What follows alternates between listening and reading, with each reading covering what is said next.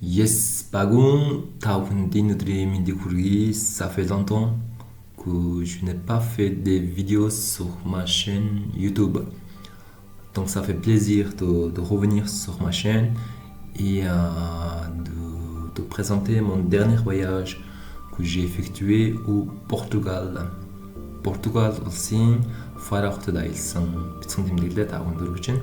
За Фара хот нь бол Португал улсын хамгийн өмнөд зэгт орших дунд зэрэг хэмжээтэй тийм хот байна. Жилийнхээ дийлэнх хөлрөлд нартай байдаг учраас жүүлчд ихээр татдын төв хэсэгтэй эртний бэхлэлт хоттой. Энэ хот нь бол эртний Ромоос одоо эхлэлтэй олон төгс үеийн дурсгалуудыг хадгалж үлдсэн байх юм. Өөрөө жүүлч ихтэй учраас маш олон тооны зочд буудлууд байна. За түүнээс гадна маш олон гест хаусууд богино хугацааны түрээслүүлдэг маш ихтэй тийм талаас та бүхэндээ бас олцъя гэж бодлоо. За бидний байрласан гест хаус бол ерөнхийдөө 3 дахь тэгээд эртний одоо нэлээд том хэмжээний хаус мезон байсан. Тэгээд тэднийг нөхдүүд нэлээд тогтчуулаад тэгээд өрөөнд нь одоо яг л одоо чирт буудлын хэмжээтэй одоо хэлбэр хэмжээтэй зүйлүүдийг хийсэн байсан. Нэгдүгээр давхартаа бол одоо цөөлжт хүлээж авдаг. За мөн одоо өчигдөр цаг өнгөрүүлэх боломжтой тэр хэсгүүдийг бас хийж өгсөн байсан. Галтгоотой галтгоонд бол мэдээж тийм байж байгаа хүмүүс маань өөрсдөө хуландаа одоо хийж идэх тийм. За зарим нэгэн удаа бас одоо хөрөгчөнтэй авах тийм юм зүйлүүдийг бас тавьж өгсөн байсан. За мөн давуу тал нь болохоор ерөнхийдөө маш том зайтай. Тэгээд гаднаа мэдээж тигастай тийм учраас одоо өглөөдөө оройд хүмүүс бол одоо өглөөний цай авах хорны олоо гэдэг.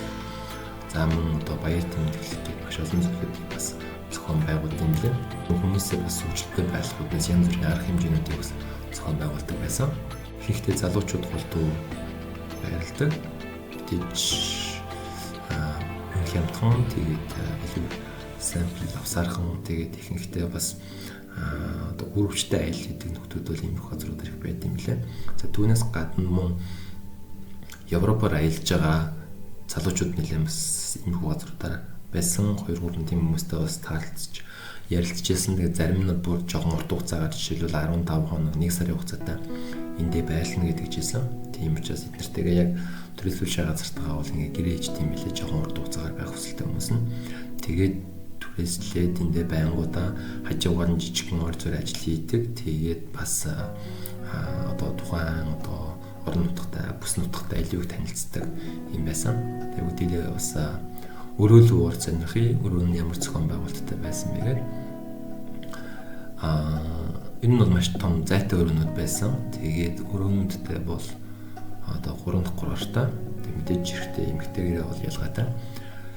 За бидний орсон өрөөнд бол 12 ортой байсан. Тэг энэ бол маш хангалттай. Тэг 3 ор давхар тавина гэд учир нь тааз нь нэлээд өндөр байсан. Тийм учраас ингээд бас маш боломжтой байсан баг. Тэгээд хүн болгон мэдээж өөрийнхөө одоо эзүүлсийг хадгалах савтай. Тэгээд нэг адилгүйтэй. Ер нь одоо болж өгөх одоо тийм байх боломжтой бүх зүйлийг нь бол одоо хангаж өгсөн байсан. Тэр нь л их таалагдсан. Тэгээд мэдээж эрэгтэй эмэгтэй дүүшин тусдаа. Тэгээд камертай. Тэгээд тухайн хоттой танилцах бүх одоо мэдээллүүд нь мэдээж бас эндээ бас хүмүүс бас байрлсан байсан. За үүний хувьд болохоор нэг хоногийн бид нэр 25-аас 30 евро төлсөн. Өглөөний цай энэ үн дотроо багтцсан. Тийм байсан. Ер нь бол маш боломжийн. Тэгээд хүмүүс бол маш их хэрэгтэй юм лээ. Зөвхөн залуучууд ч гэлтгүй бас гэр бүлээр аялж байгаа хүмүүс ирж байсан. Гэдгээр бас нэлээд алдартай юм лээ. Яг тэгэхээр Фара хот нь бол одоо Европ төв рүү одоо нэвтрэх одоо гол бомб одоо хамгийн анхны одоо эхний одоо үзүүр болсон болж байгаа юм лээ. Тийм учраас ерөнхийдөө худалдаа 8 дундад 100-ээс ахгуулаад нэлээд эрчимтэй явагдчихсан юм байт юм байна. За Фара хотоос урагшаа 3-4 тийм тусдаа жижигхэн арлууд байдаг юм билээ. Энэ хүү арлууд нь болохоор Өвөрөстийн гэсэн нэртэй. Арлууд дээр нь бол тэдний хэлжсэнээр бол одоо яг жуулчин ихтэй үед бол маш олон жуулчд ирдэг. Тэгээ өвөлдөө бол харьцангуй хүмүүс нь багасчдаг учраас зөвхөн одоо оршин суугчид нь амьдардаг гэжсэн. Тэгээд тухайн арал дээр оршин суудаг хүмүүс бол дийлэнхтэй загас барьдаг. За мөн одоо гар хүллийн зүйлүүд хийдэг жуулчдад зориулсан. За мөн одоо жуулчдад зориулж одоо орос узаан байраа туристлүүлэх иймэрхүү ажлуудыг бизнесүүдийг голдуу эрхэлдэг. Бичлэг таалагдсан бол лайк дараарай, хуваалцаарай, коммент үлдээгээрэй. Тэгээд дараагийн бичлэг хүртэл баярлалаа.